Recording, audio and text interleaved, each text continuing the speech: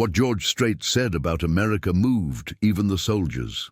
The morning sun cast long shadows across the sterile corridors of Walter Reed National Military Medical Center as Sergeant James Holden stared at the ceiling of his hospital room. For what felt like the 1,000th time, the rhythmic beeping of monitors had become the soundtrack to his nightmares, a constant reminder that his life as he knew it was over. At 23 years old, James had already seen more horror than most people would in a lifetime, but nothing had prepared him for the moment 3 months ago when an improvised explosive device had stolen not just his legs, but his will to live. The explosion had happened so fast that James barely remembered the actual moment of impact. 1 second, he was leading his squad through a routine patrol in Afghanistan, following the same dusty road they had traveled dozens of times before, and the next, he was waking up in a field hospital with doctors telling him that his legs couldn't be saved. The physical pain had been excruciating, but it was nothing compared to the emotional devastation that followed. Everything he had dreamed of, everything he had worked for, everything that made him who he was, seemed to have been buried in that pile of rubble alongside his severed limbs. James had grown up on a small ranch outside of Houston, Texas, where his father had raised him on a steady diet of hard work, country music, and unwavering patriotism. His grandfather had served in World War II, his father in Vietnam, and James had always known that serving his country was not just his duty, but his calling. From the time he was old enough to understand what a soldier was, he had dreamed of following in their footsteps, of making them proud, of proving that the Holden name meant something in the service of America. The ranch had been filled with the sounds of George Strait's music for as long as James could remember. His father had been a devoted fan of the king of country music, and Sunday mornings often began with Amarillo Morning playing on the kitchen radio while they prepared for another day of ranch work. James had learned to appreciate the storytelling in Strait's songs, the way each melody carried the weight of real human experience, the struggles and triumphs of ordinary people living extraordinary lives. If you're watching this story unfold and feeling moved by James's journey, we invite you to subscribe to our channel and share your thoughts in the comments below. Tell us where you're watching from and how stories like these touch your heart, because real human connection is what makes these moments so powerful and meaningful. Now, as James lay in his hospital bed, those same songs that had once filled him with hope and determination felt like cruel reminders of a life he could never have again.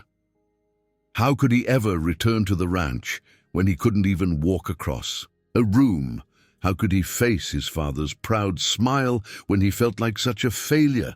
How could he listen to songs about strong, capable men when he couldn't even get himself to the bathroom without assistance? The doctors had been optimistic about his physical recovery, explaining that with modern prosthetics and intensive rehabilitation, he could regain much of his mobility. They spoke enthusiastically about other veterans who had gone on to live full, productive lives after similar injuries.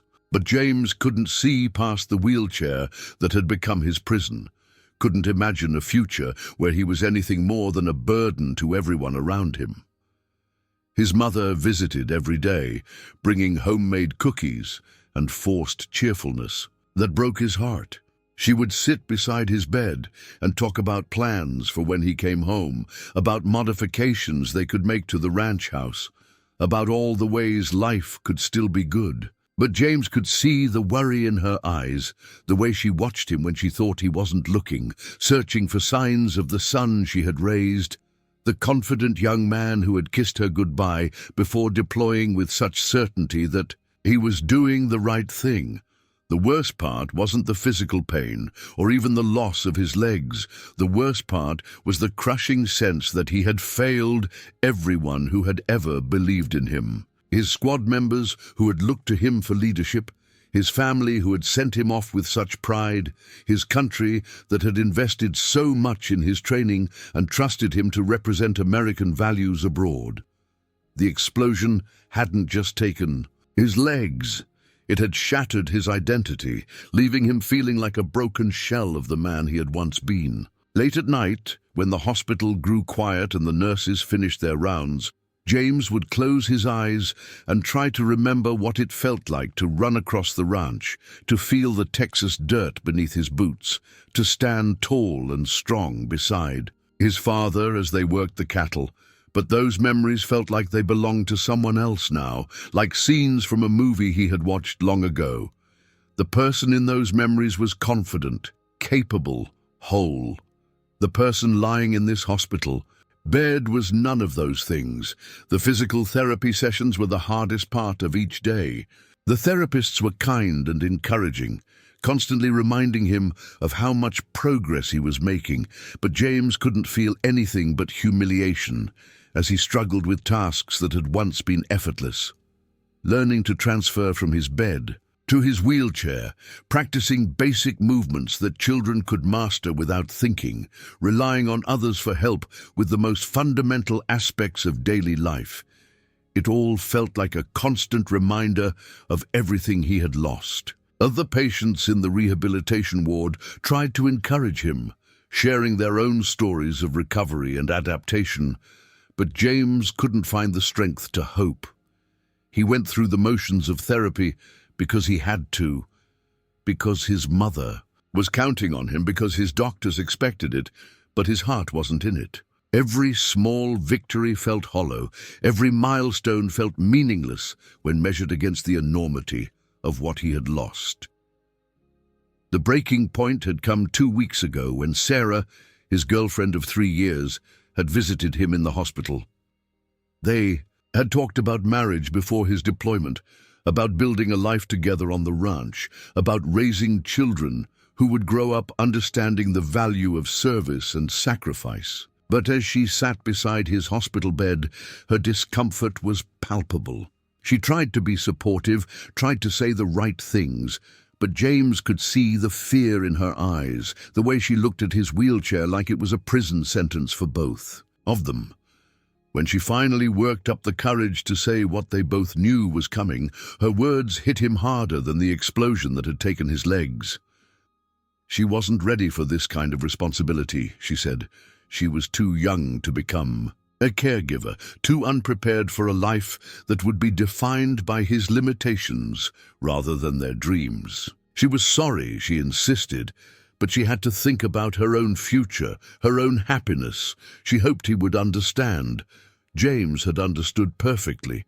He had seen the same calculation in the eyes of friends who visited less frequently as the weeks went on, the same uncomfortable awareness that his presence changed the dynamics of every interaction.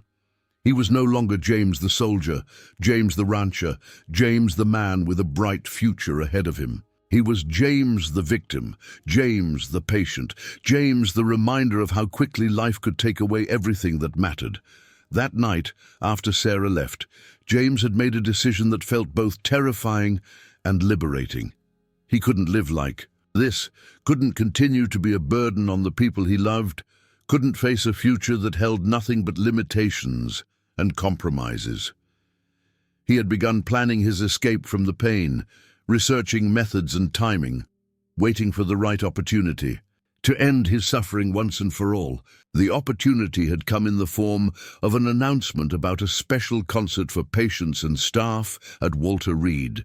George Strait, the king of country music himself, would be performing a benefit show in the hospital's main auditorium. For the first time in months, James felt something that resembled anticipation, not because he was excited about the music, but because he knew this would be the perfect time to say goodbye.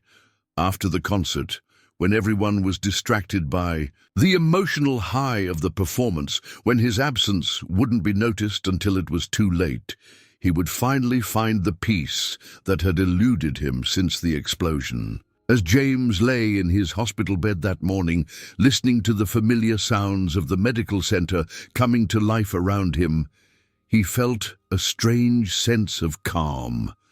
Tonight, he would listen to the music that had been the soundtrack to his childhood. One last time, Tonight, he would remember what it felt like to be whole, to be hopeful, to believe in something bigger than himself. And tonight, after the last song had been sung and the applause had faded away, he would finally be free from the prison that his life had become.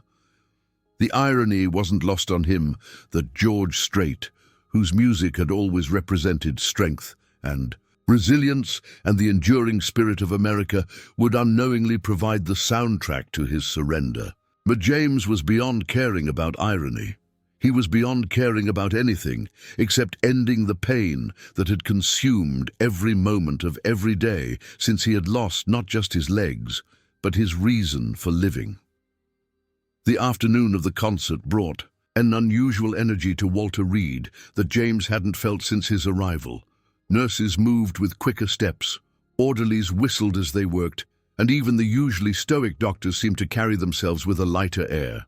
The main auditorium, normally used for medical conferences and training sessions, had been transformed into something that resembled a real concert venue, complete with professional lighting equipment and a sound system that had been trucked in specifically for this event. James watched the preparations from his wheelchair, positioned near the window of his room, observing the controlled chaos as staff members worked to accommodate what would be the largest gathering the medical center had hosted in years. Patients who were mobile enough to attend had been talking about nothing else for days, their excitement providing a stark contrast to the usual atmosphere of quiet suffering that permeated the rehabilitation ward. "You planning to go to the show tonight, Holden?" asked Corporal Martinez, a fellow patient who had lost his right arm to shrapnel 6 months earlier. Martinez had been one of the more persistent advocates for patient morale during his extended stay, constantly organizing card games and movie nights despite his own struggles with phantom pain and adjustment to his prosthetic limb. James nodded. Without enthusiasm, knowing that his attendance was part of the plan he had been carefully crafting for weeks. "Wouldn't miss it," he replied, the words tasting bitter in his mouth because they carried a truth that Martinez couldn't possibly understand. The afternoon dragged on with agonizing slowness as James completed his final preparations. He'd written 3 letters the night before. One to his parents explaining his decision and absolving them of any responsibility for his choice.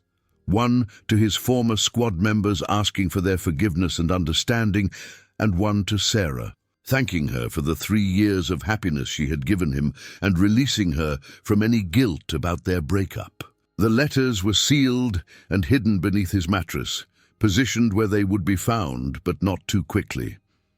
He had calculated the timing carefully, knowing that the concert would last approximately 2 hours and that the social activities afterward would keep most staff members busy until late in the evening. By the time anyone thought to check on him, it would be too late to intervene. Around 4 o'clock in the afternoon, a buzz of excitement swept through the hospital as word spread that George Strait had arrived for his sound check. James could hear the distant sound of guitar strings being tuned and microphones being tested, the familiar opening chords of songs that had been the soundtrack to his childhood echoing through the corridors. For a moment, he allowed himself to remember Sunday mornings on the ranch, his father singing along to Amarillo Morning while they prepared breakfast, the simple joy of music that spoke to something deep in the Texas soul. Dr. Rebecca Chen, James's primary psychiatrist, stopped by his room around 5 o'clock for what she described as a routine check-in. But James suspected she had noticed changes in his demeanor over the past few days. Dr. Chen was one of the most perceptive mental health professionals on staff, known for her ability to read patients' emotional states with uncanny accuracy. "How are you feeling about tonight's concert?" she asked, settling into the chair beside his bed with the kind of relaxed posture that suggested she had time for a real conversation. "Looking forward to it," James replied, maintaining the same tone he had practiced for days. "It'll be nice to hear some good music for a change." Dr. Chen studied his face carefully, her dark eyes searching for something that James was determined not to reveal. Your mother mentioned that you grew up listening to George Strait. She seemed excited that you'd have a chance to see him perform. The mention of his mother caused a brief flicker of pain to cross James's features, but he quickly suppressed it. Yeah, Dad's been a fan since before I was born. Used to play his records every Sunday morning. That must bring back some good memories, Dr. Chen said gently. Sometimes music can be a powerful tool for connecting with positive experiences from our past. James nodded mechanically, knowing that Dr. Chen was trying to gauge his emotional stability, trying to determine whether he was showing signs of improvement or decline. He had become expert at providing the responses that medical professionals wanted to hear, the carefully modulated answers that suggested progress without revealing the depth of his despair.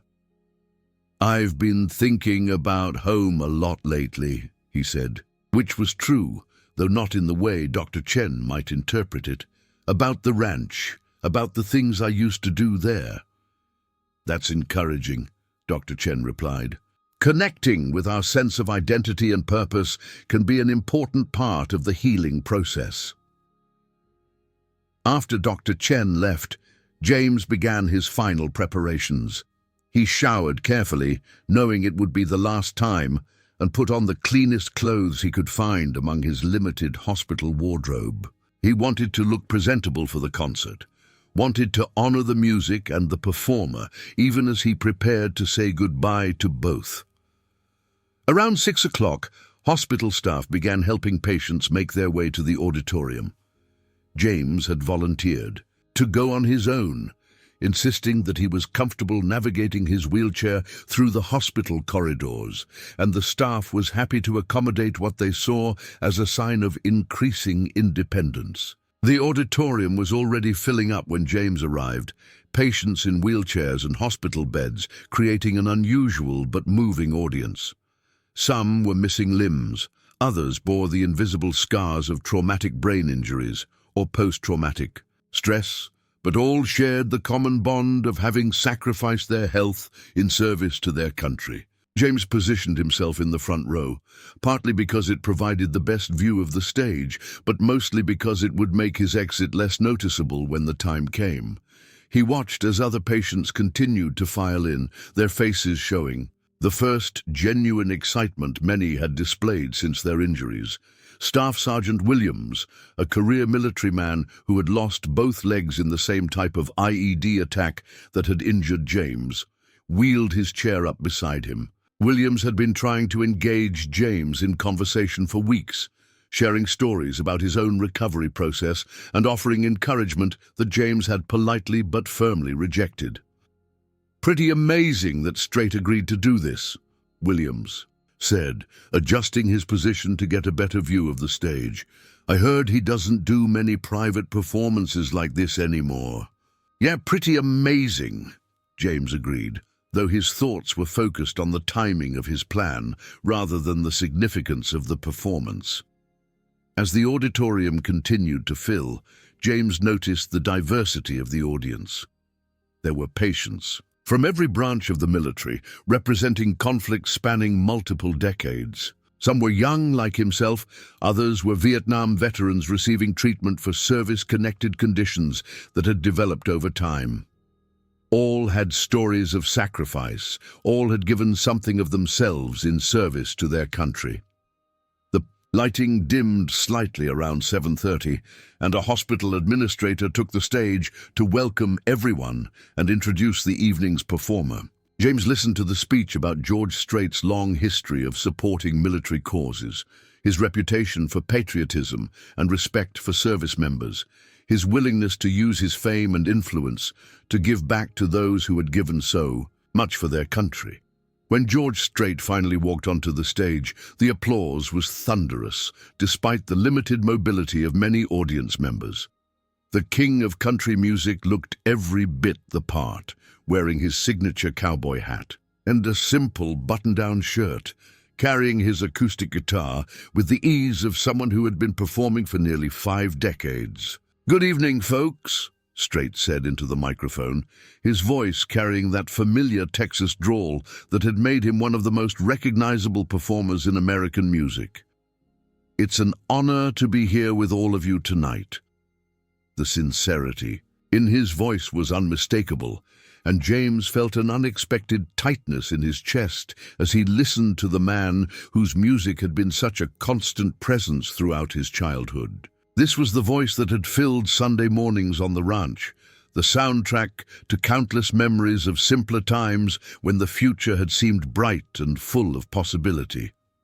Strait opened with "Amarillo Morning," and James felt tears begin to well up in his eyes before he could stop them. The song transported him instantly back to the ranch kitchen, his father's off-key singing, the smell of bacon cooking on the stove, the warmth of belonging to something larger than himself. For the first time in months, he remembered what it felt like to be part of a family, part of a tradition, part of something that mattered.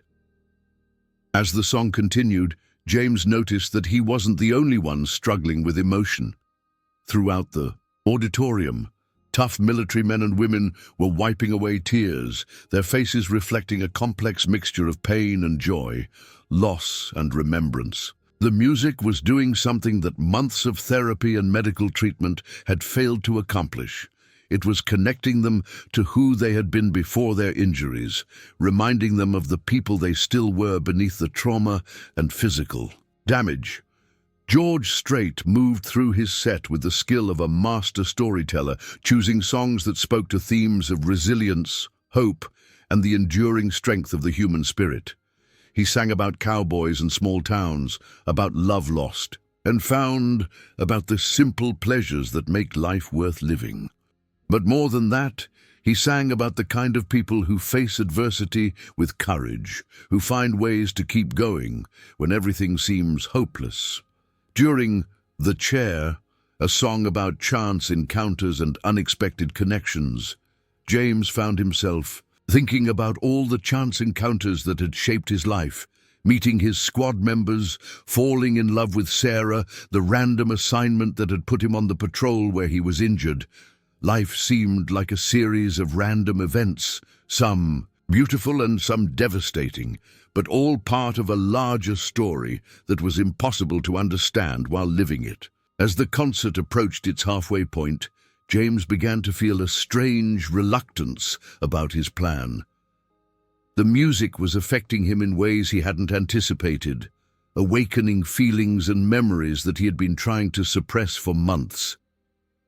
Part of him wanted to stay, to let the music continue washing over him, to hold on to this feeling of connection for as long as possible. But the rational part of his mind reminded him that this was exactly why he had chosen tonight, because this moment of peace and remembrance would be the perfect note on which to end his story. It was during the opening notes of "Check Yes" or "No" that George Strait first noticed the young soldier in the front row. Something about the way James sat perfectly still in his wheelchair, tears streaming down his face, while everyone around him swayed to the familiar melody, caught the performer's attention. Strait had performed for military audiences countless times throughout his career, and he had developed an instinct for reading the emotional undercurrents in a room full of wounded warriors. The song continued, but George found his eyes returning again and again to the young sergeant whose pain seemed to radiate from him like heat from a flame. There was something familiar about that particular kind of emptiness, a hollowness that Strait recognized from his own family's experience with trauma and loss. His younger brother Danny had worn that exact same expression after returning from 2 tours in Iraq. The look of someone who had lost more than limbs or blood, someone who had lost their fundamental connection to hope itself. As he transitioned into "I Cross My Heart," George made a decision that surprised even himself. Instead of moving through his planned set list, he began to improvise, choosing songs that spoke more directly to themes of perseverance and renewal. He watched James's reaction to each number, noting the way certain lyrics seemed to hit him like Physical blows, the way his hands gripped the armrests of his wheelchair during particularly emotional passages. Staff Sergeant Williams leaned over to James during a brief pause between songs and whispered, "You doing okay, brother? You look like you're about to fall apart." James nodded without taking his eyes off the stage, not trusting himself to speak. The music was doing something to him that he hadn't expected, something that felt dangerous to the careful numbness he had cultivated over the past months. Every song seemed to speak directly to his situation. Every melody carried memories that he had been trying to forget.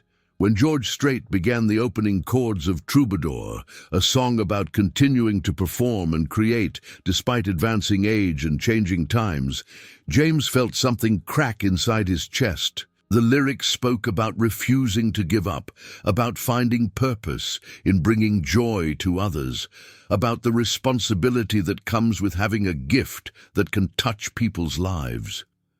It was everything that James had once believed about his own service, everything he had lost when the explosion took away his ability to serve in the way he had always imagined. Halfway through the song, George Strait did something that no one in the audience expected.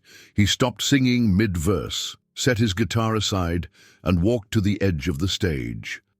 The auditorium fell silent as the king of country music stood there for a long moment, looking out at the faces of the men and women who had sacrificed so much for their country. "Folks," he said finally, his voice thick with emotion, "I need to stop for a minute and talk to you about something that's been on my heart." The silence in the room was absolute. Even the medical equipment seemed to pause its constant beeping and humming as everyone focused their attention on the man who had just abandoned his performance to speak from his heart. "I've been doing this for a long time," George continued, removing his cowboy hat and running his fingers through his silver hair. "I've played for presidents and prisoners, for millionaires and folks who couldn't afford a ticket. But I've never sung for a more important audience than the one sitting in front of me tonight." James felt his breath catch in his throat as George's eyes seemed to find his in the crowd, as if the performer was speaking directly to him. "See, when I look out at this room, I don't see broken people," George said, his voice growing stronger with each word. "I don't see victims or casualties or statistics.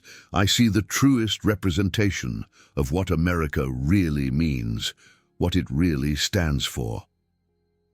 The performer began to pace slowly across the front of the stage, making eye contact with different audience members as he spoke. "Now, I know there's a lot of talk these days about what America is supposed to be, about what it means to be patriotic, about what makes this country great. Politicians and pundits and talking heads on television, they all have their opinions about what America should look like." George paused and gestured toward the audience with both hands. "But I'm looking at America right now. The real America. Not the America of campaign speeches and flag-waving ceremonies. The America of people who put their lives on the line for something bigger than themselves." James felt tears streaming down his face, but for the first time in months, they weren't tears of despair. There was something in George Strait's voice, something in his words, that was reaching past all the walls James had built around his heart. "America isn't a place on a map," George continued, his voice rising with passion. "It's not a building in Washington or a symbol on a flag. America is the spirit that lives inside people who are willing to sacrifice everything for the freedom of others. America is the courage that says, 'I'll go so others don't have to.' America is the love that puts strangers before yourself." The performer stopped directly in front of James's section, his eyes sweeping across the front rows where the most severely injured patients were seated. "America is every single person in this room who said yes when their country called, who signed up to put themselves in harm's way so that families they've never met could sleep safely at night." Dr. Chen, who was standing at the back of the auditorium, observing her patients' reactions to the performance, noticed something changing in James's posture. The rigid tension that had characterized his body language for months was beginning to soften, his shoulders dropping slightly, as if some invisible weight was being lifted. "I know some of you are struggling," George said, his voice becoming more intimate, more personal. "I know some of you are wondering if what you've given was worth it, wondering if your sacrifice meant anything, wondering if there's still a place for you in this world." James gripped the armrests of his wheelchair so tightly that his knuckles turned white. It was as if George Strait was reading his mind, speaking the exact doubts and fears that had been consuming him for months. "Let me tell you something," George continued, his eyes seeming to look directly into James's soul. "Your worth as a human being, your value as an American, your importance to this world, none of that was determined by what happened to you on a battlefield. None of that was taken away when you got hurt. None of that depends on whether you can walk or run or do the things you used to do." The silence in the auditorium was profound, broken only by the quiet sounds of people crying, of hearts being touched by words they desperately needed to hear. "See, the America I love, the America worth fighting for, the America that makes me proud to call myself a citizen. That America lives in your hearts, not in your bodies," George said, his voice breaking slightly with emotion. "That America is your willingness to serve something greater than yourself. That America is your understanding that freedom isn't free, that someone has to pay the price. That America is your continued existence as living proof that this country produces people willing to make the ultimate sacrifice." James felt something shifting inside him, something fundamental and profound. The words were breaking through, defenses he hadn't even realized he had built, reaching places in his heart that had been locked away since the explosion. "You didn't fail your country," George said, stepping down from the stage and beginning to walk toward the front row. "Your country failed you if it ever let you believe for 1 second that your value as a human being was tied to your physical capabilities." The performer was now standing directly in front of James, looking down at the young soldier with eyes that held no pity, only respect and understanding. "Young man," George said softly, his voice still carrying through the sound system but feeling intensely personal, "I can see the pain in your eyes. I can see the doubt. I can see the weight you're carrying." James looked up at his childhood hero through tears that were flowing freely now, feeling exposed and vulnerable but somehow safe at the same time. "But I can also see something else," George continued, extending his hand toward James. "I can see the heart of a warrior. I can see the soul of someone who understood what it meant to serve something bigger than himself. I can see America." Without fully understanding why, James reached out and took George Strait's offered hand, feeling a connection that went far, deeper than celebrity meeting fan, far deeper than performer meeting audience member. It was the connection of one human being reaching out to another in a moment of profound need and understanding. "Your story isn't over, son," George said quietly, but his words carried throughout the silent auditorium. "Your service to your country isn't finished. Your value to this world isn't diminished. Your purpose isn't gone. It's just different now." As George held James's hand, something passed between them that neither could fully explain. James felt the crushing weight of his despair beginning to lift, replaced by something he hadn't felt in months, the possibility that there might be a reason to keep fighting, that there might still be a future worth living. For what felt like an eternity but was probably only 30 seconds, George Strait stood holding James's hand while the entire auditorium watched in complete silence.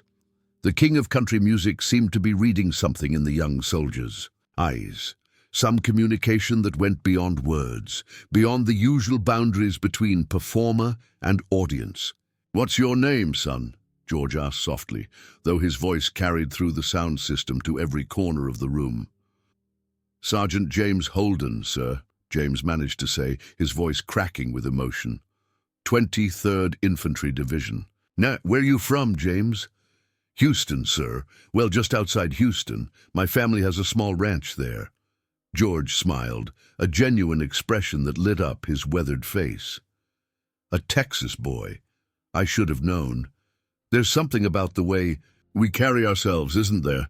Even when we're hurting, even when we're lost, we still carry Texas in our hearts." James nodded, unable to speak as memories of home flooded through him. The ranch, his father's calloused hands teaching him to work with cattle, the endless blue sky that stretched from horizon to horizon, the simple pride of being part of something that had been built by generations of hard work and determination.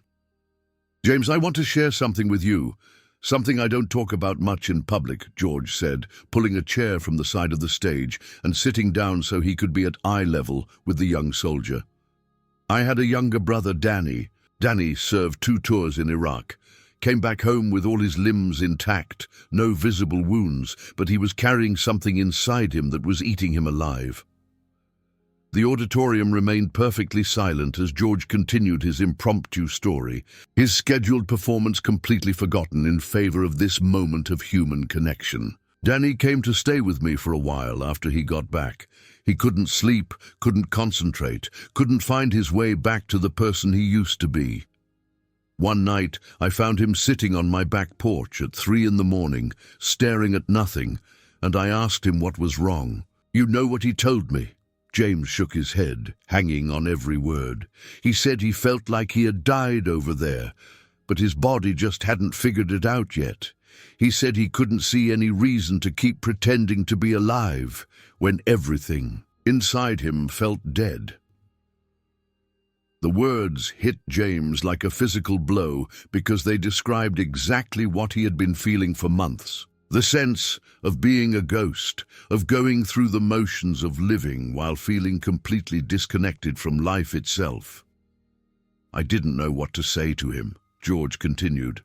"I was his big brother, supposed to have all the answers, supposed to be able to fix things. But I couldn't fix what the war had done to his spirit. I couldn't give him back the innocence he had lost, or erase the things he had seen."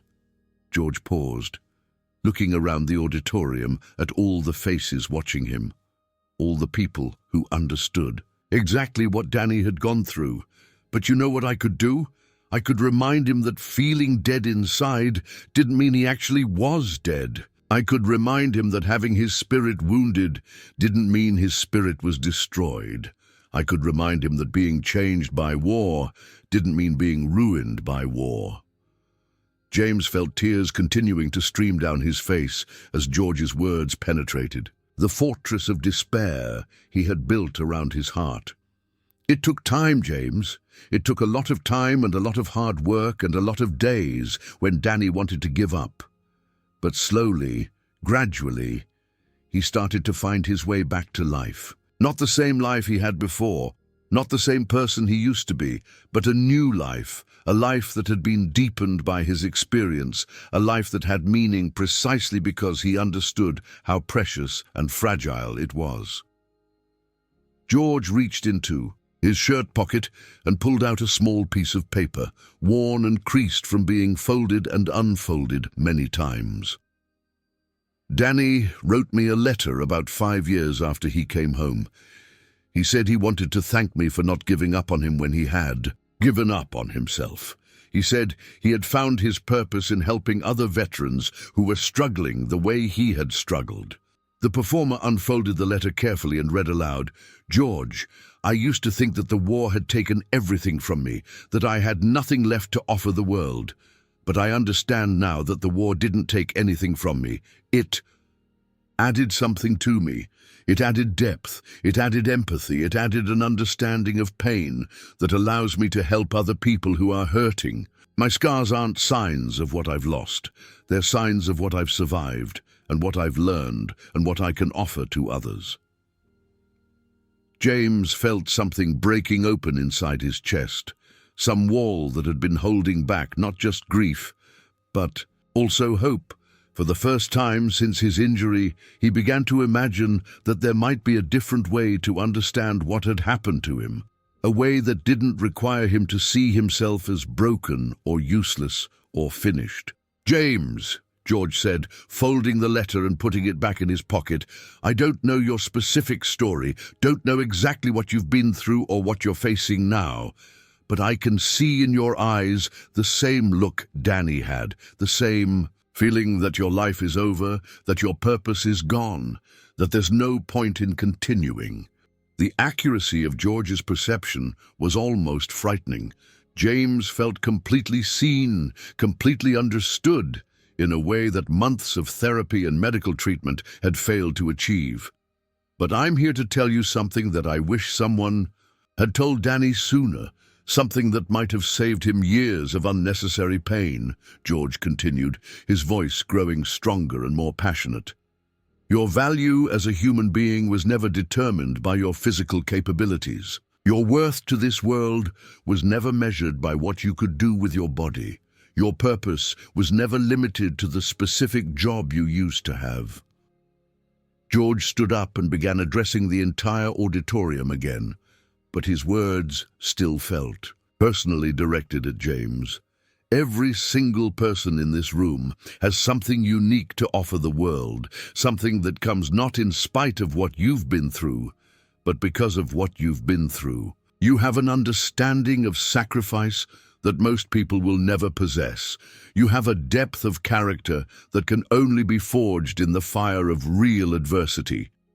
You have a perspective on what really matters in life that comes from having faced the possibility of losing everything."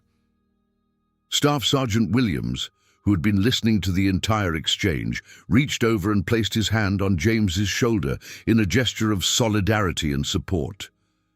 "The America I love, the America I want, my children to inherit, needs people like you," George said, his eyes sweeping across the room but returning again and again to James. "It needs people who understand that freedom comes at a cost, people who have paid that cost personally, people who can teach the rest of us what it really means to serve something greater than ourselves."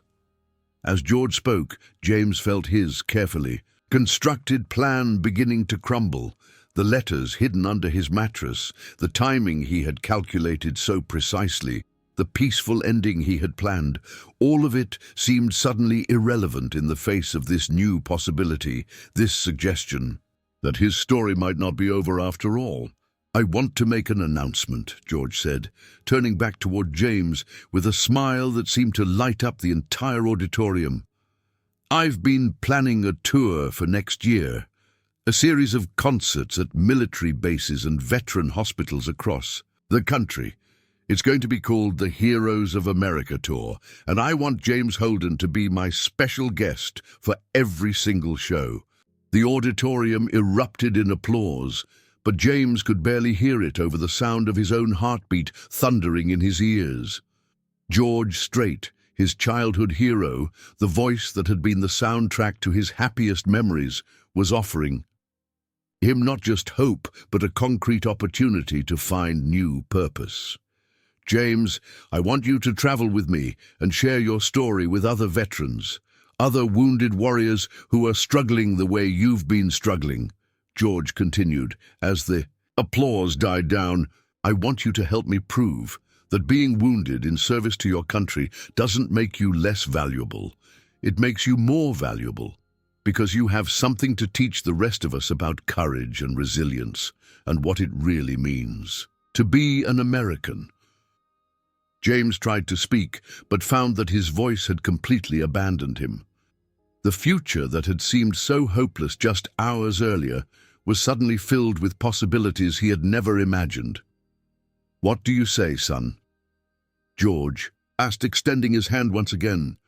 "Are you ready to show America what a real hero looks like?" Through his tears, James managed to nod and reach out to shake George's hand again. This time, the handshake felt like more than just a greeting. It felt like a covenant, a promise. A new beginning that neither of them could have predicted when the evening started. As the auditorium erupted in applause once more, James realized that the letters under his mattress would need to be destroyed, that the ending he had planned was no longer necessary, that the story he thought was over was actually just beginning. A new chapter. For the first time in months, Sergeant James Holden began to believe that he might have a future worth living after all. 6 months later, James Holden stood on the stage of the Grand Ole Opry in Nashville, Tennessee, looking out at an audience of 3,000 people who had come to hear the final show of George Strait's Heroes of America tour.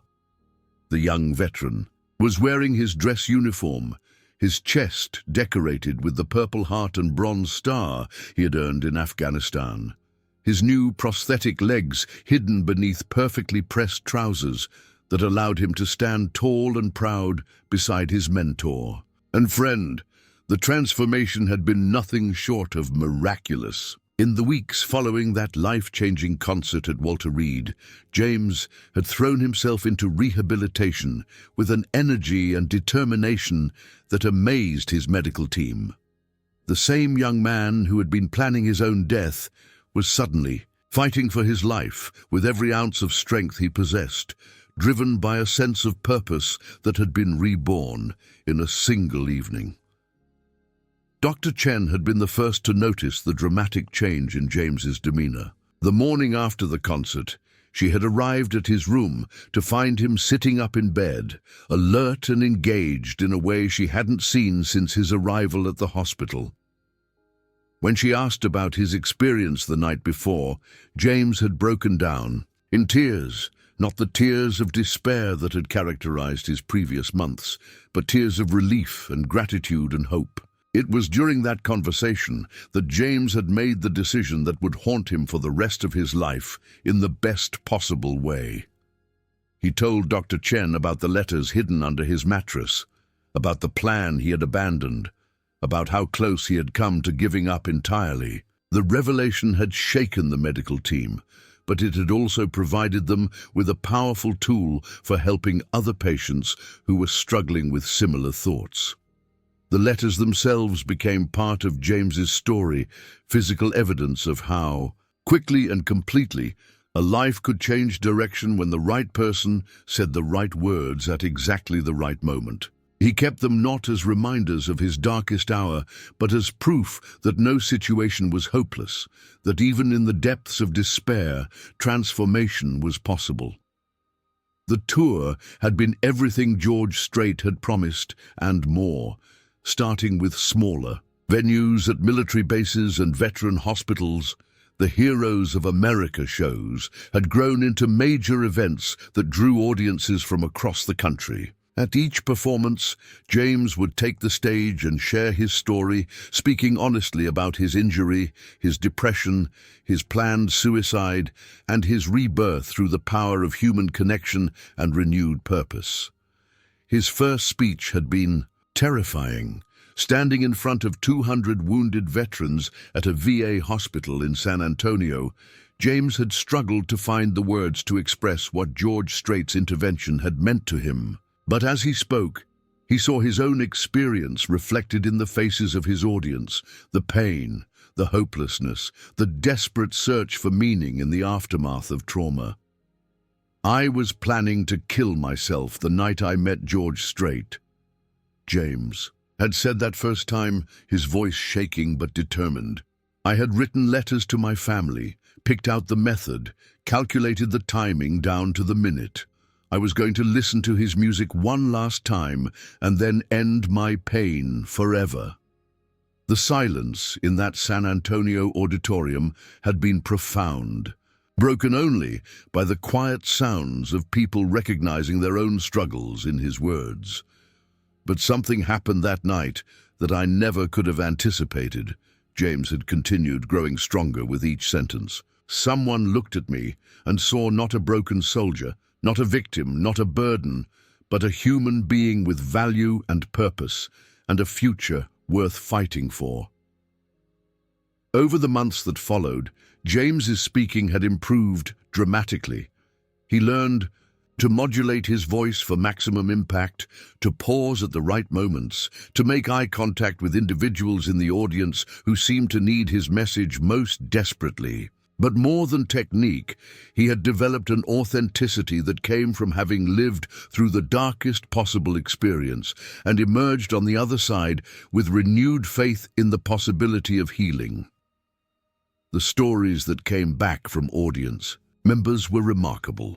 Veterans who had been contemplating suicide themselves reached out to thank James for giving them hope. Family members of wounded warriors wrote letters describing how his message had helped them understand and support their loved ones more effectively. Mental health professionals began incorporating elements of his approach into their own treatment programs. Tonight's performance at the Grand Ole Opry represented the culmination of everything they had been working toward. The venue was sold out, with proceeds going to veteran mental health programs across the country. The audience included not just military personnel and their families, but civilians who had been moved by James's story and wanted to support the cause. George Strait had opened the show with many of the same songs he had performed that night at Walter Reed, but now they carried additional weight and meaning. When he sang Amarillo Morning, James could see people in the audience wiping away tears as they remembered their own moments of hope and renewal. When he performed Troubadour, the lyrics about continuing to create and perform despite adversity resonated with everyone who had ever faced a seemingly insurmountable challenge. But the real power of the evening came when James took the microphone for his portion of the show. By now he had told his story hundreds of times, but it never got easier, and it never lost its impact. Each time he spoke, he was reliving his darkest moment, but he was also celebrating his survival and offering hope to others who were struggling in similar ways. "Ladies and gentlemen," James began, his voice carrying clearly through the historic venue, "6 months ago, I was lying in a hospital bed at Walter Reed, convinced that my life was over. I had lost my legs, lost my girlfriend, lost my sense of purpose, and I was planning to lose everything else by taking my own life." The audience listened in rapt attention as James continued his story, describing the explosion, the injury, the months of depression, and the carefully planned suicide that George Strait's concert had interrupted. But George Strait didn't just save my life that night, James said, looking over at the performer who had become like a father to him. "He taught me that being wounded in service to my country didn't make me less valuable. It gave me a unique opportunity to serve in a different way."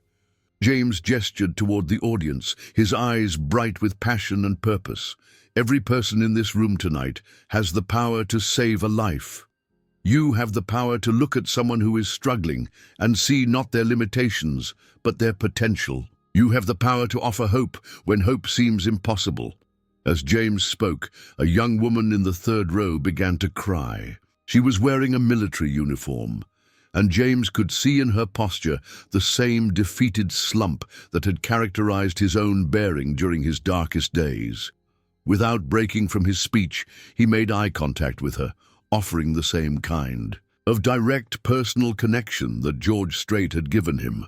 To anyone listening tonight who feels like their story is over, who believes that their best days are behind them, who thinks that their wounds have made them worthless, James said, his voice growing stronger and more passionate, "I want you to know that your story is not over. Your value is not diminished. Your purpose is not gone. It's just different now." The standing ovation that followed lasted for nearly 5 minutes. But more importantly, James could see in the faces of his audience the same transformation that had occurred in him. The gradual replacement of despair with hope, of isolation with connection, of meaninglessness with purpose. After the show, the young woman from the third row approached James during the meet and greet session. Through tears, she told him that she had been planning her own suicide for weeks, that she had only come to the concert as a final goodbye to the music she loved. Like James 6 months earlier, she had intended this to be her last public appearance before ending her pain. "But listening to you tonight," she said, her voice shaking with emotion, "I realized that maybe my story isn't over either. Maybe there's still something I can offer the world, even if it's different from what I originally planned." James spent an hour talking with her, sharing resources, connecting her with mental health professionals, and exchanging contact information so he could follow up on her progress. It was exactly the kind of interaction that had given his own life renewed meaning, the opportunity to transform his worst experience into something that could help others avoid the same fate. As the evening wound down and the venue began to empty, George Strait pulled James aside for a private conversation. The older performer's eyes were bright with pride and satisfaction as he looked at the young veteran who had become like a son to him. "James, when I saw you in that hospital 6 months ago, I saw myself and my brother and every veteran who has ever struggled to find their place in the world after serving their country," George said. "But you've become something I never expected. You've become a teacher, a healer, a living example of what it means to transform tragedy into triumph." James felt tears welling up in his eyes as he thought about how dramatically his life had changed since that night at Walter Reed. "George, I don't know how to thank you for what you've done for me. You literally saved my life." George smiled and placed his hand on James's shoulder. "Son, you saved your own life. I just reminded you that it was worth saving." As they stood together on the empty stage of the Grand Ole Opry, both men understood that their partnership had created something larger than either of them could have achieved alone. They had proven that sometimes the most powerful form of patriotism is not waving a flag or singing an anthem, but reaching out to lift up a fellow human being who has fallen, helping them find their way back to hope and purpose and the belief that their life has meaning. The Heroes of America tour had officially ended, but James's work was just beginning. He had already been invited to speak at military academies, veteran conferences, and mental health symposiums across the country. More importantly, he had started a program that used music therapy to help wounded veterans process their trauma and find new sources of meaning in their lives. Every day, James received messages from veterans who had heard his story and found the courage to seek help, to reach out for support, to choose life over death. Each of these connections reminded him that George Strait had been right that night at Walter Reed.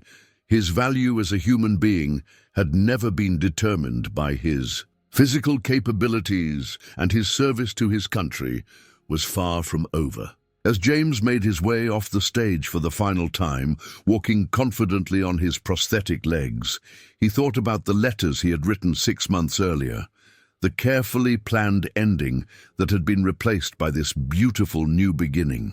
He thought about all the other veterans who were lying in hospital beds tonight, struggling with their own dark thoughts, wondering if their lives still had value. Tomorrow, he would continue the work that George Strait had helped him discover, the work of proving that no wound is too deep to heal, no story too broken to be rewritten, no life too damaged to be transformed into something beautiful and meaningful. The boy from the Texas ranch, who had once planned to end his story in despair, had instead become a man whose story would inspire hope for generations to come.